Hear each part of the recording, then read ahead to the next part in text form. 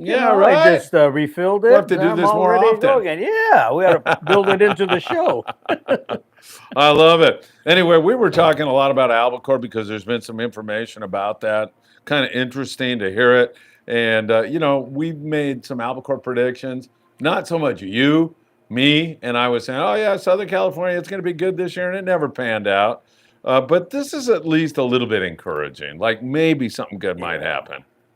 Well, Phil, that the water temp has been conducive the whole time. That's why still maintain that, but it has to do with the bait supply, whatever it is, too. So obviously, if the chovies, if there's a glut of chovies around, I imagine they could still wander in here.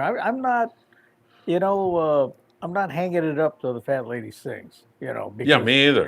I saw that, like I said, in '84, where uh, those real big albies came inside the channel between here and Catalina, and we're fishing those up until November, almost I think almost December. So you just never know. You never know. I'm a hardhead when it comes to stuff like that. I just go by what I see, and you look at the water temps, and it's still conducive, plenty conducive for albacore. So who knows? They're going to follow the bait wherever that may take it. That's So 100% let's true, hope it right? just comes down into this, you know, this sector where they have a glut of chovies wandering down here. What Yeah, the heck happened to the local bite up here in Long Beach and San Pedro area, man? That's been an enigma to me. Richie that's Rich says we're all good now. Thank you, oh, Rich. cool, cool, Rich cool, is always cool. saying, hit that like button. I love you, Rich. You're the man. What happened, man? It's I been don't know. I mean, scoping. we're used to having the spring, your barracuda bite, your sand Yeah. bass bite. There's always been that progression over the years. But it's I still have to say it's Mother Nature, and I think it's kind of I still contend it's a good thing, Phil, because if we absolutely figure out all these fish, we'd wipe them out. We'd put a hurt to them. So it's good that they give us the fin every now and then. They give you the fin and you go, hey, you guys figure it out. And so, I think it's good. I mean, we have to make those adaptations, to everything, how you fish them, whether you go light or line. That's going to bring back, let me tell you something. Albacore fishing and the light line bluefin stuff will absolutely bring back something that's a lost art, and that's fly line and an anchovy, and being able to do it well, because that you want to separate the men from the boys. That's something that'll do it. Because it's much easier to throw a dean and a mackerel, but the fly line anchovy with lighter line and smaller hooks and stuff is, you know, that's a test. You know, I got to say one thing that's really weird now, though. We've been catching these big bluefin tuna, just hammering these. And now, like a 40 to 60 pound fish is like, oh, yeah, that's a medium, little one. small, yeah, And yeah. this one, when I see these 15 to 20 pound albacore up there in San Francisco, I'm like, man, those things are small. Is that what we were getting all hyped up about years ago? And Sure, it's because weird though, right? yeah, because it's the white meat tuna. Yeah, I mean, that's the thing. yeah. Has to do with the quality of the eating on those, and I mean, I gotta tell you, I used to see so much albacore I couldn't eat it. So back in those days in '84, '85, Yeah, oh, couldn't yeah. even eat. We used to give it all away. You know, man, You die for some. I would die for some now. Me Yeah, too. because I think it's been so long. You know, My buddy Bob Alvarez, we used to fish a lot together when my kids were really small. We'd go on his boat, and yeah. he recently went out of somewhere up in the northern area and went albacore fishing. And he said it was really fun. It was like nostalgic for him. But he said, I haven't had fresh albacore for so long. Oh, It was so good to have it. it's unbelievable. And home canned albacore, there's nothing better. Absolutely nothing better. I mean, we used to trade it for cans. It doesn't even compare when you jar your own and you put in a little slice of jalapeno or Right. olive oil. You do it yourself, It is and so good. oh, it's unbelievable. But I'll tell you what ended that is we went out and we bought commercial canners, the pressure cookers and Yeah, everything. yeah. We bought tons and tons, cases of jars and everything. I remember my brother and I went out and just killed the albies. This is before there were really no limits, right? We come back with all these fillets and we start getting it processed and ready to go. We do some with olive oil and this, that. We do it all different. All of a sudden, we get a call from San Diego. We got to get down there. They just booked a trip. So my brother and I had to leave. Oh, So here's my no. mom and dad. Mom and dad were canning for all day, all night. And when we got home, we just got this look from them. Yeah. And they gave away, I don't know, they gave away all that canning equipment, all the brand new, I mean, the pressure cookers, everything. They gave it away. They said, never again. Who'd they give it to? The neighbors? They gave it to our friends and whoever wanted it. Oh, All they knew is we weren't going to do it anymore. It was a funny story, but I don't blame them. It's a lot of work, but the quality of the fish is just phenomenal, people. And then we would put a jalapeno in one. We'd do some with some liquid smoke, so it tasted like it was smoked. You get very creative with some of your recipes and the way you do some of the tuna. When you're doing, especially albacore, because it's just such a high grade of canned fish. But I'll tell you what, that was the end of it. And that was the last of our canned fish that we ever got and ever did. So, done deal. Now we got to get them out of cans. I know, At the store. exactly. Yeah. The great manager of 22nd Street Landing. I saw him. He won't walk in front of the camera, though. I'm going to turn the my camera God. on him. Yeah. Tony, what's up, my man? He's the guy that makes everything work around here. I like these Tony, new 22nd Street Landing shirts. I like that, man. I like that logo on the pocket area. come on, That looks Tony. good. You got to get in the picture, Tony. Yeah, That's go a out there nice and looking shirt. go hug Danny. I've got a- Give him a kiss, a hug and a kiss. Yeah, Come what the heck? Come on. on, Tony. Here he is, Yeah. everybody. Okay, what's he got on the back? I didn't see the There front. he is. All right. How are you, Danny? Oh, good. Good to Tony. see you, man. All Awesome. these people know you, man. You're the one who they- makes That's this. a nice shirt. Mike Oh, that's a Morrison tries to beautiful make shirt. it everybody believe he makes this place run, but we He know does. it's you. No, it's all Mike. Yeah. Oh, he might be listening. Yeah, you're right. Yeah, it's all Mike. It's Mike, 100%. Sorry about the noise in the back. I got a mess. Oh, Don't even worry no about it, man. biggie. Cool. If we can help you, Because let us it's know. those authentic sounds of the dock. Tony. Yeah, really. Yeah, When Dan there's- Smith has a very good question. Okay. All right, here. He says, Danny, talking about albacore fishing, he's a commercial guy. He said, we always started south and worked our way north with albacore. Is there new info on the fish going north to south? If so, is it reliable information or something new? Asking for Kim. Oh, he's got a $5 bet. So that's how it used to go. I wish I knew. But no, he's absolutely right. Yeah. Because when we were done with our season down in San Diego, come up here, put the rack on, we didn't go south. Right. Morro Bay, Frisco, we went up the coast. So let me postulate my theory and Yeah. see if this makes any sense to you. You're catching albacore in the southern region, San Diego, northern Baja, down that way. And as the season goes on, the water gets warmer and it gets uncomfortable. Albacore don't like it when it gets too hot, so they start to move into the cooler water, which is up there on It's Morro north, Bay. yeah. So now, if they're in the northern region, sometimes water up there is a little too cool, and they may find some water to the south of them that is, I think it's all about water temperature and bait. I think it's water temperature, but bait. Yeah. That's the big thing. They're big on chove. Dan- You got to have the volume of chovies. Dan, if this is making any sense to you, go see a psychologist right away.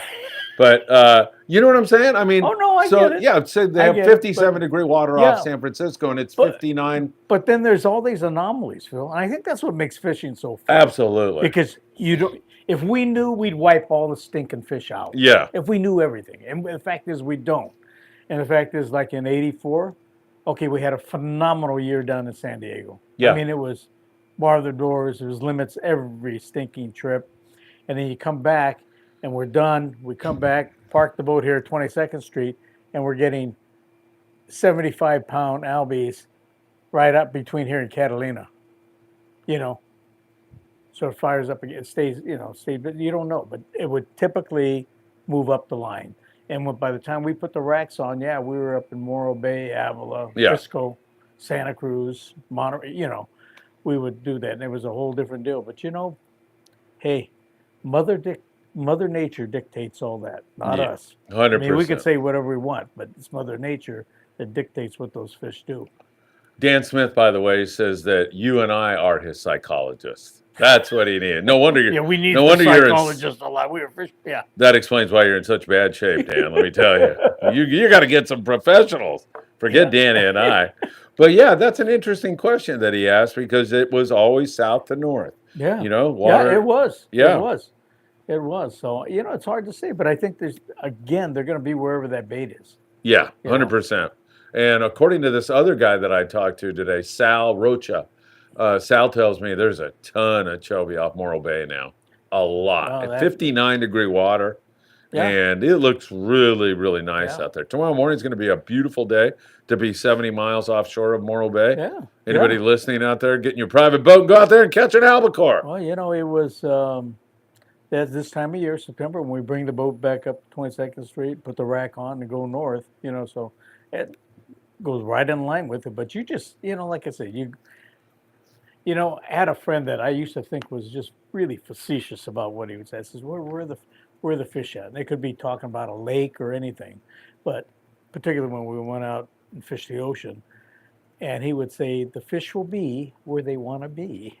And I go, yeah, I guess so. So I mean, no matter how you try to figure things and analyze everything, they are where you find them, and that's the bottom line. So, we don't have that. We might think we have the knowledge, but every time I thought I had something, boy, they give you those fish give me the fin, and so, there's times where we're lucky, we hit it right, but too often we got the fin from them too. Yeah, for sure. Yeah. Rob S. joins us. Rob, good to see you, my friend. He wants to know, is there any more information regarding the sinking of the jig strike on Cortez Bank? Did the anchor hit the bow like a wrecking ball? Any idea what happened? And I don't think the investigation has played out quite yet, so I don't think we know quite yet. I Danny. don't know. Yeah, and I haven't called down for inside information. I'm sure there's, we can get a hold of people. I think probably the smartest thing is that they keep it, contained to the crew and everything. So there's no rumors going on. So they'll actually get There's a lot of rumors already. Yeah, there is. Yeah, you've heard them, I'm sure. Oh, I'm sure. Yeah. So I mean, they'll tell they make the actual determination, but they'll be able to tell, I'm sure. Yeah, that's sage advice, whether it's in politics or anything else. People start jumping to these conclusions right away, and if you just wait for the investigation, then we'll know. Yeah. And there's no hiding what the truth is. No. The truth will out. No. I think that was That's Shakespeare, true. right? And Yep. the truth will out, and so at some point in time, we're going to learn more about this. I mean, the only thing I can say is thank God everybody was safe. everybody's The safe. legend was right there, and that's what's the most important. That everybody was. I hate to see stuff like that because coming from the sport fishing, from the landing side, and from having a fleet of boats, it's all the insurance is based on a collective deal. So anytime that happens, it's a nightmare because the premiums go up for everybody. It's not just that one particular boat, but I mean the whole fleet's going to get hit with a rise in their insurance. So that's the only thing that if it's an accident, it's an accident. But I mean, it's just it's just tough to swallow a lot of times. Yeah, Cue Ball says we back Jack. I think Jack was the captain on the boat, maybe, right? Cue Ball, is that what we're saying here? Danny, will sport fishing 5 years from now be the same as it is? 10 years from now? I know some guys who tell me. I don't think it ever stays the same, Phil. I mean in terms of the amount of boats available and everything, I hear some guys in this industry saying the way California is with regulations and the way this is going, man, 20 years from now, this is not going to exist anymore. Phil, when I was running boats, there's oftentimes a friend, Mike Albano, had the 76 stock, and he would get an order from a lot of crew boats and stuff like that, and they would fill their boats up, and they'd have leftover fuel. And he goes, "Hey, man, come on over and top off your boat," because they had already paid for that. Damn. And but fuel. I can remember fuel, I was talking about fuel when it was 17 cents. It's not that way anymore. It's not that price. Right. So that's a big, big part of the equation now. It's like everything else. But if we get sensible enough leadership to where we start drilling our own oil rather than bringing it in from outside, uh, hopefully that brings down the price. That helps with the price of fuel and lowers the cost for us because that's a big part of it. Yeah, heck yeah. Are you getting excited? Tomorrow night's the debate. Yeah, I'll be watching it. I know you will. Gail's So will I. she'll probably have to tie me down to the couch, gag me, and everything else. I think that would make a great live show, actually. I'd love to get Gail tying you down on the couch. Yeah. And see, you know. Keeping my mouth tight, gagged, keep making comments. Yeah. The funny thing is, I don't think your political views are, everybody pretty much knows. So, somebody said to me we were doing the show here, and I saw Kamala Harris's ad come on your show. I'm walking out of my place in Surfside to go do the morning briefing the other morning. Yeah. And some guy walks up to me and goes, "Hey, what are you running Kamala Harris ads on your show for?" I go, "Hey, I don't pick those ads. I didn't know what." So that's odd, isn't it? On a sports type. Yeah. venue? Well, I mean, these political candidates right now have yeah. so much money. They're just like, it's I crazy. heard that you can be watching a Disneyland cartoon geared toward a 5-year-old, and they're running this crap on there now too. I guess they think maybe the parents sit there too. But I would take, if 5-year-olds can vote, that'd be the perfect choice for that particular party because that's about where they. I'll leave it alone. Yeah. I won't get in trouble. It's your show. I'm dropping it. Go for it. Who knows? I think you all know where I stand. Me too. I'm old school, very old school. My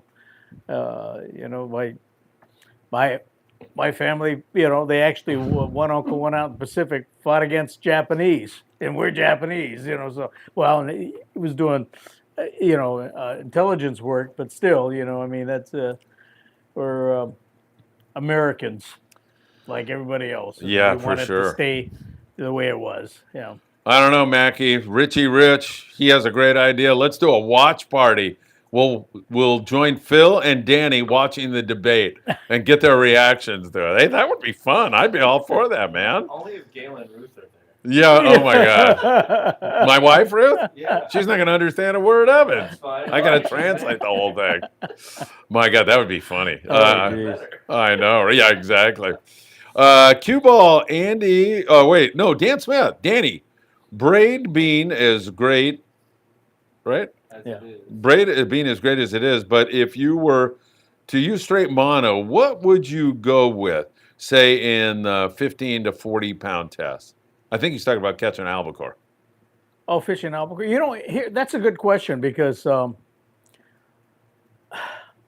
I never had the opportunity to fish braid with albacore. Last time we fished, I think I was still fishing mono for the most part. I used a braid for backing a lot of stuff, but over time it's changed where I've gotten shorter top shots.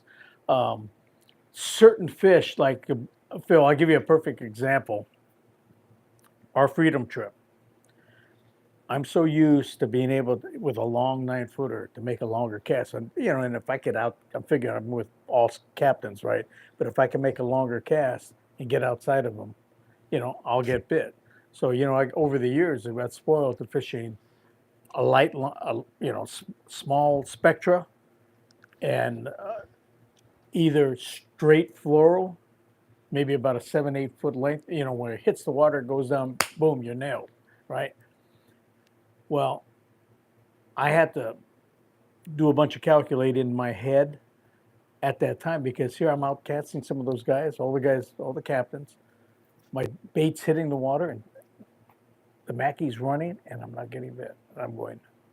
What is going on? They could see my line because I had a short 8-foot section of fluorocarbon to spectra. So I went from, I think that was the lightest. I think that was 20. I went to 25, which had a length of mono in it, not real long, but a length of mono for shock absorption. And even then, I couldn't get bit on the 25. And thank God, because I went to my 30, which had a longer length of mono on it, fluorocarbon and spectra. And thank God, because I never hooked any, well, you remember that, Phil, I never hooked any small fish. Yeah. They hooked all straight big fish. You were on such a roll on that trip, man. That gave me, but it gave me a chance because I had them on the 30. and was able to get them to the boat. I got chewed through on one and unbuttoned a couple. But I mean, yeah, without that, Phil. But it's making those changes while you're fishing, and it's going through my head that I got all these great captains that I'm competing against, and then I've always been like that. When I get on a boat, I'm looking at who's my competitors. It's like any sport that I do, whether it's football or whatever. Yeah. You got to know your competitors. Sure. You got to know their tendencies. You got to know what they're doing. So, fortunately, that longer length of mono helped with the fluorocarbon, and it was very blessed in that it was 30-pound, because the smallest fish were like in the 60-pound class, and they went to basically like triple digits. So we're pretty blessed by luck in that procedure of stepping up in line, graduating up in line.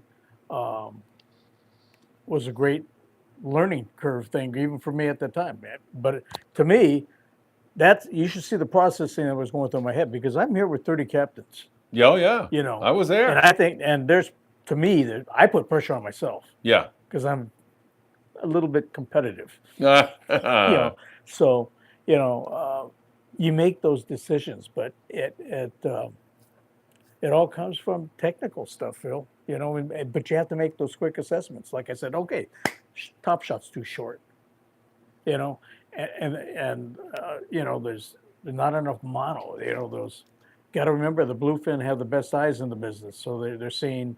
They could see it, even though my bait went down and away, and I was out casting those guys. They could see the line. So there's things that you have to be processing the whole time, and it's the guys that make those quicker decisions and change over that it makes all the difference in the world on your performance and your catch. Absolutely. Cue Ball says that Andy was great mono back in the day. Pink Andy was a secret weapon. There was Pink Andy was a great line. There was often the tints, the blue Andy I liked, that blue Max. But then I was using blue Iser because that was my sea daddy, and then corresponding with the blue Iser with a top shot of something else that Russ was the first guy to bring in, the fluorocarbons, that changed everything. That and the spectra, that really changed my whole setup on. I actually had to change all my reels. I scaled down on reels. I went to smaller reels that had bigger drags, because you're getting the line capacity because of the spectra. So there are a lot of different things, but they had to, not only smaller reels, they had to be high performance reels.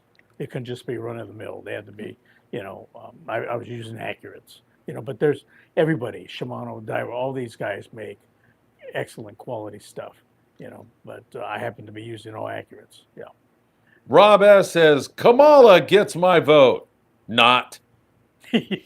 Richie Rich. Oh, he wants the watch party with you and I watching the debate. Yeah, I want to do that too. That sounds like fun. Yep. Cue Ball says they have no shame. Jake is back with us. Jake, good to see you again. What's the best place and rig to make squid?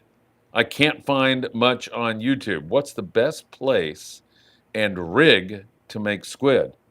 Do you understand that question? Just a squid jig, I think. Yeah, I think you got to be in the area. Yeah, if you're talking about that, I mean, you can light up and you have a big flood. If you have if you have the power to do it, you use a big floodlight. Jake, as far as the best place, Danny, will you agree that changes from time to time, from island to island to spot to spot? Absolutely. I imagine some of this stuff is floating out there on the bank somewhere. It, Yeah.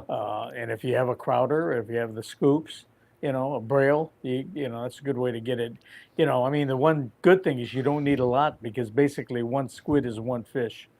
They do not pass up too much. It's like us walking by, Hot Fudge Sunday. Yeah, pretty much. Yeah. Hot Fudge Sunday, that's a good one. Especially today. Yeah. Yeah, really. I'd be putting the brakes on real quick. Richie Rich says, make fishing great again. Just give us those Man, the LVs. political double entendres are Oh, yeah. flying all over the Yeah, place yeah, here yeah. today. I love it. Rob S., saving up and am signed up for an 8-day trip next year on the XL. Great boat. It should be a great trip, Rob. What should I bring? How many rods and reels and gear should I bring trying to get the cycle? A Wahoo. Well, if you're Danny Kadota, you're going to bring like Everything. 56 rods with you. you know, I think you're on an 8-day trip. Probably one of your key rods is your 50-pound, 40 to 60-pound stuff. But um, you you might. It depends how hardcore you are. You may want a jig stick because you're got a great opportunity to get your trophy of a lifetime, yellow, or could be a wahoo on an iron. And the 8-day trip will get you out to the rocks so you can fish the wahoo, you know, and the yellowfin. Uh, and then because of what's going on these days with the bluefin, you're definitely gonna have to have the 100, 130 outfit for the big bluefin for finishing off your last days coming in and stuff Yeah. like that. So you pretty much have to have the gamut. But I mean, you don't have to overdo it. I guess I overdo it. What am I saying? But I usually have a line size for each specific utility. Whether it's fly lining. If we hit albacore, I'll have one. I will go down and I'll probably my lowest rod will be 25 or 30, which I could always top shot a 25-pound rod with 20-pound fluorocarbon if they get super touchy. But usually on the long range trips, you don't bother with it too much. The mainstay is all your 30, 40, 50 for most of your fishing. But you look at the yellowfin now. They're all beautiful sized fish, that 50 to 70, 80-pound fish. So you're going to basically fish. I don't think you'd be fishing too much less than 40, but 40, 50, and as high as they'll go on everything else. What you should have is some utility reels that are loaded with 80-pound spectra. So all you got to do is top shot a section if you need it to, and you could strip off the 40 and put 60 on it, or utility reels. But when you have the spectra behind it, it's very simple to change the top shots on it, and it's less expensive. You get greater utility out of having those reels now, with the spectra backing. This Danny Kadota is something else. 2 shows in one day. Well, one we had a little screw up on, but this is the second one. Yeah. Robert Graber, good afternoon. Phil, Danny, and the Friedman Adventurers family. Missed you, Danny, and the show. Bring on those albacore. Woohoo, says Robert Graber. That just brings back a whole different deal. And I'm looking forward to that, to be honest with you, because I can't tell you the last time I've been back there fly lining 20-pound with a chovy. And this, it brings back the old school roots of like being in high school and stuff, where we went down and it was competitive, very competitive. And when everybody's out there throwing 20 and 20, man, to get bit on 25 that was a blessing. Hey, you got them on heavier line, but it brings out some of those different skills that I think we've been missing over the last few years. You'll get that fishing light line bluefin if they get touchy, smaller hooks, lighter line, and that's that particular type outfit, a longer rod, everything geared up to make that longer cast for a touchier fish. Once you have that skill down, albacore piece of cake. So, just keep that in mind. It just brings out a whole different set of challenges and technical things as far as fishing go too. Beautiful stuff. Let me just say a couple things about Robert Graber so I can embarrass the hell out of him. He just came on here. This is a guy who, when we're going out of Ventura sport fishing, is not on the trip, shows up with donuts for everybody on the trip. This is a guy that we just started our used fishing tackle drive for the kids on Cedros Island, who volunteers to pick up the stuff at the tackle stores and the landing and do all this stuff. This is a guy who sent me some money so Paulina could stay in a hotel, my co-host from Mexico, who came up here. This is one incredible human being, like you, Danny, I gotta say. And you know what? You're going to be blessed. He'll be blessed because, it goes a long ways, and people don't forget it. And, what can I say? You'll be blessed because it's coming from his heart, and there's It nothing is. greater. There's no greater gift than that. That's right. Yep. That's right. He did kind of get screwed being, now he's calling me a friend. So that's not a good thing in his life. But other than Well, you that, can. he's doing good, man. Let me tell you. Robert, we love you. Skate Life 2023. Danny, what's the update on the graphite rods that you have? Well, we still have them. The problem, the big problem is putting them in the right hands. You know, um, I think it's really difficult. We're kind of fighting some of the tackle shops too, because they've got to warranty those things, right? So um, for me, I've never broken any of these rods. My straight graphites from the time I was with Loomis, and we're doing all these straight graphites, even the graphite scrim rods. I never broke them, but I fish differently.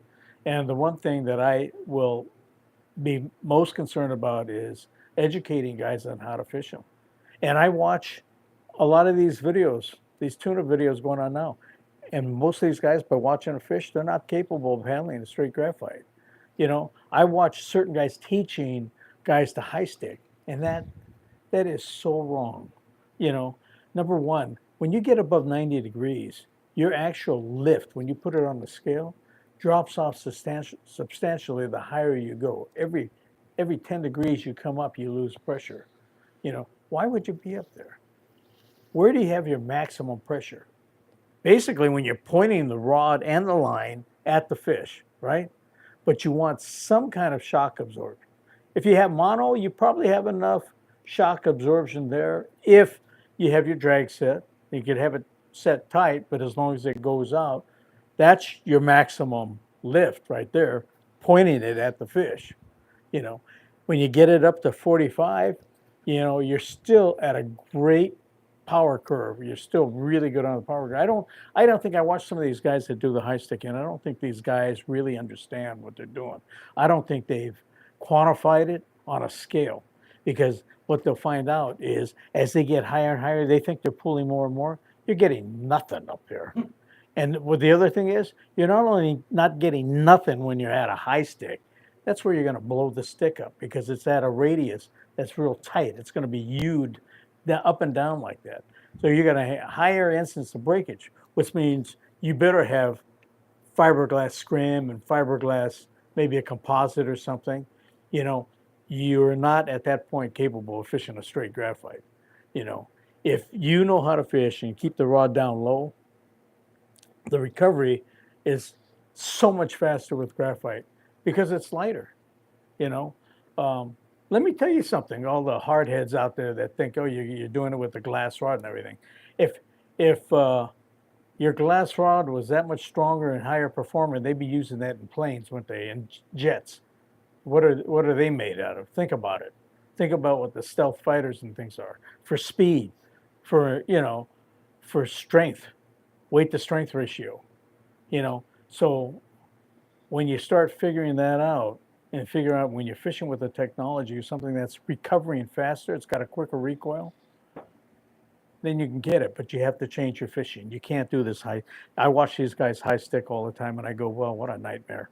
As a being in the rod business, from back in the Loomis days and even before that, and fortunately, like the guys that I linked up with back in the early days when they're first developing graphites, I never did a high stick, because at that time I knew inherently just from, fishing a glass rod, I'm going to get the most out of a glass rod by pointing it at the fish, So when you do the assessments of your angles and the pressure that you're getting at these different angles that you're pulling on, as you go up, up, and up, and up, and up, you're getting 1/10, okay, as I said, pointing the rod straight at the fish. Phil, I don't know if you can see that, but you point the rod straight at the fish. That's where you're getting your maximum lift, but you have no cushion.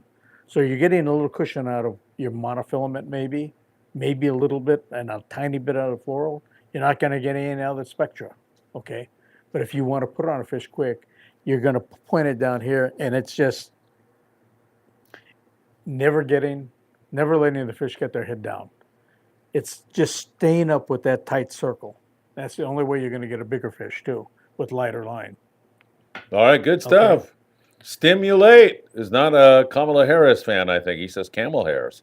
Rob S. Trips are being canceled due to weather out of San Diego. It's going to be bad out there. Yeah, Rob, I could see that coming, man. A few days ago, we've been talking a lot about that on the morning briefing. You know, I'm hesitant to say it's going to be so bad you're not going to be able to fish because you're dealing with people's livelihood. Yes, Some dummy like me standing on the beach at 5 o'clock in the morning saying, hey, you know, it's going to... So but it looked like it was going to blow, and I think it's going to be up for a while. When you deal with those guys, the fleet down in San Diego, they understand it too. Yeah, safety is important, right? You know, and if you're not going to be able to fish effectively without falling over or getting pulled over or whatever it might be, we're not going to do that. You know, we're not going to do that. So that's part of it. You know, they'll have to make adjustments where you're fishing or whatever. You know, but yeah. Chuck Zimmer, the president of the Redondo Beach Rod and Gun Club. We love him. Yes. Here's another guy that Steve Bermudez gives Paulina, my co-host from Mexico. I wanted her to feel USA hospitality. We talk a lot about Baja hospitality. I feel it when I go to Mexico. Mm-hmm. Man, she felt the USA hospitality because her and her mother got treated so great by so many grateful people and wonderful people. Well, Chuck's one of those guys. Steve Bermudez gave Paulina a rod blank. And Chuck now, he's really getting good at wrapping rods. Oh, Chuck's building it? Oh, my God. He's awesome. Like an artist. And so he said he's listening to us right now and building Paulina's rod. You're awesome, Chuck. Yeah, and he said he's only going to charge her $500. I mean, that's what I'm talking about. USA. Well, that's Phil's price, right? No, yeah. I'm putting that in my pocket. Yeah. Chuck's not charging a cent. He's doing it just because he's a good guy. In fact, just to prove, I shouldn't even say this because I'll be... everybody will say I'm a misogynist, but, I asked my wife a simple question. I get all this nonsense. So I asked Paulina a simple question. What colors do you want on your rod? I'm telling you, it was 3 hours of, the blue and the gold. And then, but you could do, and I stopped reading. I hope she's not listening. I quit reading. I just said, Chuck, I'm going to forward you all this. Chuck came over and picked up the blank couple days ago. I gave it to him and I go, you read this. And so I told him, just whatever, do whatever. And he goes, no, I'm going to do this exactly how she wants it. So Chuck's doing a good job with it. I'll tell you that right now. Mackie thinks they should put my face on a rod, but I think they should put Michael Limone's face on the rod. Yeah, Michael. Absolutely. Michael Limone. Stimulate. I always overdo it and end up using like 1/8 of what I brought. Stimulate says, he brings all those rods and uses maybe 2 out of 8 or something like that. The one day you don't bring those rods, you're going to need them. I can guarantee you that. Yeah, Stimulate. I used to do the same thing when I pack clothing.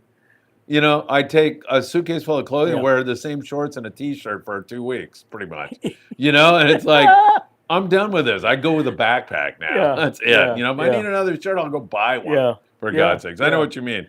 Stimulate. All right, Sacco Hunt. Good to see you, my friend. Skate Life. Okay, Tim Marquez. I followed Danny's past recommendations. 11 rigs from 20 to 130 pounds. Tim's ready to rock and roll. How's that? He's following you right down that rabbit hole. You know what? I know it takes up space. I end up bringing some of the rods and taking them up on top of the warehouse.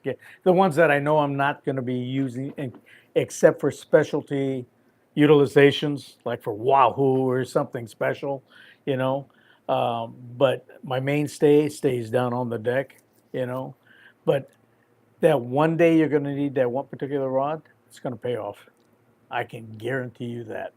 And you're going to go, wow, I'm glad I had it, because that stick's going to make you, it's going to put you in a different position than everybody else. Yeah.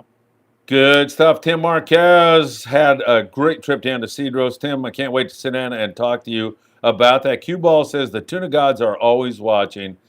Robert Graber, for all those good things he did, he's absolutely going to get blessed. Rob S., anyone out here in the Inland Empire, Temecula, that can pick up some donations of clothes and shoes for your cause, Phil?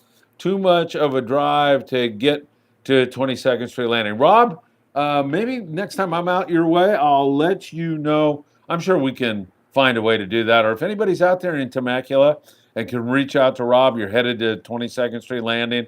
Maybe you could reach out to him here in this live chat right now and kind of arrange something so you can bring this stuff down. Stimulate. The only tuna I've caught is also called chicken of the sea. Albacore. Yes. Got that right. Brandon, Ducks a go. Ducks go. What is it? Yeah, Ducks go, I think. It's Brandon. Brandon, how are you, man? Long time. Hey, Danny, do you think any of our military fish off the vessels? I couldn't be on a ship and not throw a line out. You think that special ops are... I imagine, unless you're in a serious situation that I know the Coast Guard guys you might do. be able to, and then the thing is, then you make a deal with the galley guys that hey, how about some fresh fish? Yeah, I mean, they'll get ruined. I ran out of fuel on frickin' the dumping grounds on a boat out of Redondo. Oh. The Thunder. I was running a commercial boat. We went down to the dumping ground, Yeah. caught a bunch of albacore, and ran out of fuel. Those were the days where you didn't have to pay. You just called the Coast Guard and they came and got you. But as soon as daybreak came up, the guy even came out and he goes, "Hey, there was somebody on Channel 16 giving us some, you dummies, you shouldn't, run out of fuel." And so he pulled up and he goes, hey, I was a commercial fisherman. Don't worry about those guys. We're good. We'll tow you into San Diego. We're not going to take you all the way to Redondo. But I go, oh, thank you, sir. And he goes, you got any extra albacore? Oh, yeah, here you go. But at daybreak, we wake up and we're still heading toward Point Loma. They got the friggin' jigs out on the cutter. You can see it. He's trolling jigs off this. I think it was Cutter God Point bless Brower. those guys. Love that guy, man. Yeah, there you go. That was friggin' awesome. If I remember, that was Cutter Point Brower. Of course, I was towed several times, so who knows? All right. Trip and Tommy, you go. Danny, I'm with you. Yeah, sometimes we lose. I think it's with bringing all those rods, or maybe. Yeah, once you're out there on the boat, but I have them for specific utilizations, but all it takes is one trip to make it all worthwhile. If you have something and gives you something that gives you a little edge, it makes a big difference. Stimulate says, when the wife asks me why I need so many rods, I ask her, why do you need so many shoes?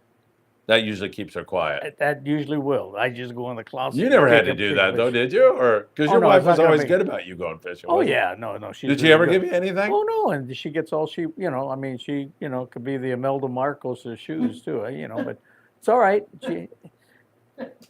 It goes to a good, she'll over time she goes through it, donates it, and does this and that. But yeah, remember how many Imelda had? Oh, whew, unbelievable. Ton of people watching the show, but unfortunately, we're starting to run low on time here. Oh, we got to get over to Island Fishing Tqckle for Tackle Shop Confessions tonight. But Rob S. says Channel 16 is not the crap talking frequency. That's for sure. No, pretty much all business on there. Yeah, it's for emergencies and but not. Yeah. That had to be 40 years ago. Oh, wait a minute. How old am I? 20? Yeah, probably. That's been around for forever. No, I'm talking about when I got towed up that 42 years ago, I'll bet. 44 years ago. Yeah. Yeah. We are dating. I was on like a first name basis with it. Hey, Coast Guard Radio Long Beach. This is the Thunderfish, WIM 3601. And they go, hey, Phil, are you out of fuel or what is it this time? And I'm, oh, hey, guys. Yeah, I'm out of fuel again. Yeah. You guys hungry? We got some fresh fish. Hey, man, my brother and I figured out we didn't have to catch that much fish to make money on a trip because we never paid for the fuel coming home. Statute of limitations is over here, right? I can't go to jail for any of this. Oh, my God. And then there was the time we called the Coast Guard for a helicopter rescue for a guy having a heart attack that was faking it by that. That's a story for another day. Oh my God. That is an experience. My God. I had the only experience we had was a good charter master of ours from San Bernardino, a guy named Herb Clemenson. And fortunately we were at the Coronados. But what an experience that is, Phil. Oh yeah. That was the first year they went to those smaller choppers rather than, remember they had the big ones with the bells with the big cargo doors that had come down, Anyway, you have to go into the wind, close all the windows, all the doors. You have to dump all the water out of the bait tanks because the suction, will bring the water up all over. You see the water coming up and it hits the galley windows and stuff. Yeah, oh yeah. But you close the bunk rooms up. You got to, unfortunately, you got to drop all the bait tanks. Yeah. And and then when that cable comes down, you got to let it. I'm just letting you guys know for your own sake. You can't touch it. There's so much juice wound up in that cable. It hits the deck, and you could see it spark. It discharges the juice, and then you could pick it up and put, hook the, put the passenger in the cage, with the basket they call it, right? And then they'll lift them up. But you have to go into the wind and swell at a steady. I forget what it was, 8 knots. And they will track it, and they do it as you're moving. So what an experience, let me tell you. I'm telling you. Thank God for the Coast Guard. And we're very blessed to having them. Absolutely. Yeah. Brandon says if he were a soldier military on San Clemente Island, he'd shut down the island so only he could fish there. Albert Roy wants to know if you knew Jimmy Peterson. Of course, I knew Jimmy. Of course you did, right? AKA Cheeseburger. That's it, man. He put that in here. Yeah. How did you get that nickname? For the galley, making money in a cheeseburger place. But, he tutored, look at Mark and Paul. Yeah. Danny Salas. He had a bunch of kids that grew out of his system, and he was right next to me. The Sport King was right next to the Mustang. So you saw him a lot. I saw him a lot. He loved the horses. I don't know if you knew that. He always did. Yes, I know. Loved the ponies. Big. Yes, he did. He really did. Yeah. I've heard some stories. Tom Duran, him out there. Hitting exactas, betting trifectas, going crazy. Albert Roy with a good question there. Skate Life 2023 says, y'all are legends. Thanks for the show. Hey, thank you, Skate Life, for being here, man. I know neither Danny and I, either one of us, feel like we're legends, right? We just feel like has-beens. Excuse me. Right, exactly. We were around at the right time, though. We knew, we were blessed to be around people that I think impacted the industry tremendously. The Russ Eisers with Spectra and everything else. But the one thing that I will tell you that we were blessed being around all our guys here in Southern California is because, you go anywhere else in the country and the mentality is different out here, and we're blessed being around aerospace, Hollywood, Disney, the computer industry. I mean, so our mindsets are completely different from a lot of others around the country, not to degrade, their thinking, but, we were definitely on a different scale. We had people that kept upping the ante, and that's what we had. Russ Eiser, man, that, I was one of my sea daddies along with Taka and a lot of other great mentors down here that innovated different things, and, Russ, look at the game. Look what he did with Spectra, Phil. Look what Spectra. Oh my God! Yeah, look what it is worldwide. And when we first brought it on, and he picked me to be his partner on the show to promote it, we took a lot of heat. And fortunately, Russ and I are two guys that don't like taking the heat. We will put it back in your face. Yeah. And we were able to do that. Because these, initially a lot of these. Even long-range guys said, man, I can't. That thing cuts through anchor lines. It does this and this and this. And now I could walk up to those same guys back, that when it came out, I said, hey, it's kind of nice you don't have to put a guy in a skiff and chase a tuna down anymore. Or it's kind of nice you don't have to throw a $1,000 outfit over out with a, and send it out as a back end, as a second, with a second rod up, behind it. And it changed the game. It really changed the game. But from long range to fishing ultralight trout. So it went across the board. And we were blessed to be around the first Spectras when everybody else was saying, no, we'll never use that stuff. Guess what? Look now. Look now. Yeah. I've got it on. Yeah. All right, good stuff. Rick Slater says, so good to see you, Danny. Rob asked Phil, tell the heart attack story on Tackle Shop Confessions. I'm intrigued. Hey, Rob, we're kind of theming that show towards Cedros Island, but if I can work it in, I will. If I don't, let me know on tomorrow. Maybe I'll do a live show tomorrow. and I can do that. Just jump on there and remind me about that. Rob S., helicopters create static electricity. Do not touch the skids. I have experience. Exactly.